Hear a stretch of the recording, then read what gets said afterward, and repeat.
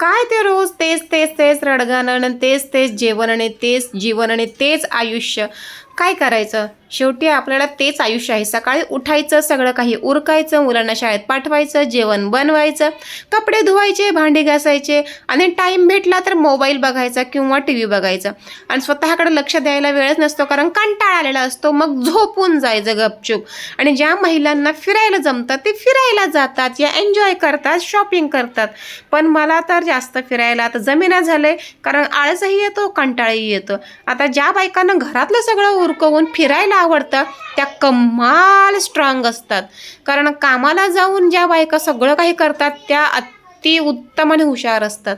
तर आपण त्यातले नाही आहोत. आपण सध्या गृहिणी आहोत, म्हणजे घरात बसूनच आपल्याला खूप कंटाळा येतो. तर चला, फायनली जाते आता शाळेत. जियाला आणि चिमूला शाळेतनं आणायची आहे. चला तयारी करते. आणि हे केस बांधता बांधता आठवलं, केसांचा मी एक व्हिडिओ बनवला होता की ज्यामध्ये मी केस खूप जमा केलेले आहेत. तर हो आहेत. आणि आतासुद्धा मी केस तेच करते. केस मी टाकत नाही, कारण मला टाकायला आवडत नाही. जेव्हा जेव्हा बाहेरचा ओटा स्वच्छ करते, धुते, तेव्हासुद्धा पाण्यामध्ये एवढी केस बाहेर जातात ना, म्हणजे इकडची तिकडची हवेतली उडालेली वगैरे किती केस असतात. आमच्या दारामध्ये सुद्धा एक चिमणी मरून पडली होती, का तर तिच्या पायाला केस अडकला होता. तिला मस्तपैकी आम्ही बाहेर काढली, तरीसुद्धा ती 4 दिवसानंतर मरण पावली, का तर तिच्या पायाला केस अडकला होता. सो ह्या सगळ्या गोष्टी बघून थोडंसं वाईट वाटतं. प्राणी आहे म्हणून काय झालं, प्रत्येक प्राण्याला त्रास होतो हा आपल्या केसांमुळे. म्हणून मला थोडीशी सवय लागलेली आहे की केस मी बांधून ठेवते. आता जेव्हा मी लास्ट टाइम हा व्हिडिओ बनवला होता केसांचा, तर तेही आहेत. आणि आताचे 1-2 महिने झाले सगळे आहेत. सगळ्यांची जमा करून ठेवते मी, टाकत नाही. आणि भांडीवाल्याला सुद्धा अजून दिलेले नाही आहेत, इच्छा नाही आहे माझी.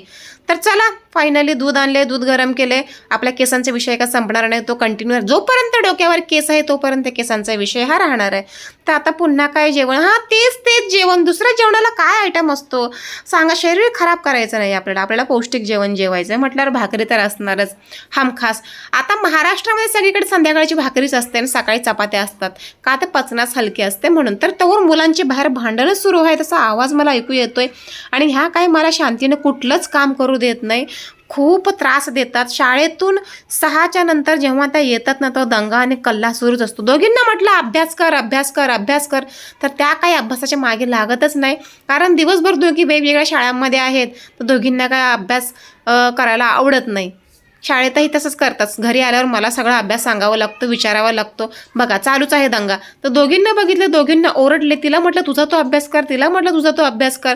परत मला जर एकीने जरी सांगितलं की माझा अभ्यास इनकम्प्लीट आहे, तर दोघींना फोडून काढेन. आणि दिवसभर घरात नसताना खरंच खूप शांती असते.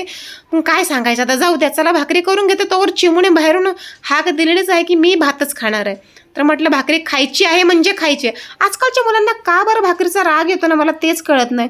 किती छान, मलाही लहानपणी नाही आवडायची भाकरी, तसं काय नाही. पण लहानपणी सुद्धा आई ओरडायची म्हणून आम्ही खायचो. पण शरीर बनणार कसं भाकरीशिवाय? अहो म्हणतात ना, कर्बोदकी शरीरांना हवेत, पौष्टिक अन्न हवे, नुसतं भाताने नाही जमत. आमच्याकडे असं म्हटलं जातं की भात खाऊन मुतून जातो असं म्हणतात. म्हणजे भाताने का शरीर नाही बनत. भाकरी या चपाती, चपातीपेक्षा भाकरी सगळ्यात बेस्ट. आणि अगोदरच्या काळात तर मला वाटतं नुसत्या भाकऱ्याच असायच्या, चपाती क्वचित असायचे. मग आता नशीब ते तरी सगळं मिळतंय. तर चला, मिस्टर माझे गेलेले आहेत कुठे बाहेर, ते दिवसभरात आलेच नाही आहेत. कुठे हुंदडत बसलेत काय माहिती, पण ते कामासाठीच गेले असतील. आता येतीलच तोवर पटकन म्हटलं भाकऱ्या बनवून ठेवाव्यात. संध्याकाळी त्यांचा बेत असतो दूध आणि भाकरीचाच. तर नाहीतर रेडी नाही केलं तर आल्या आल्या चिडचिड करतील, म्हणतील की अजून तुझं तेच आहे का, आले आले मला जेवण पाहिजे. कारण कामाला सुद्धा जायचं आहे बघा मंडळी. दिवसभर ते कामात बिझी असतात आणि नंतर संध्याकाळी परत त्यांना कामाला जायचं असतं. असा त्यांचा शेड्यूल्ड असतो. आता मुलींकडे बघते मी जरा दोघींचा काय चाललंय ते. मस्ती करायला तुला सांगायला लागत नाही ना, काम करता करता काम सोडून यायला लागतं इथे सगळं बघायला.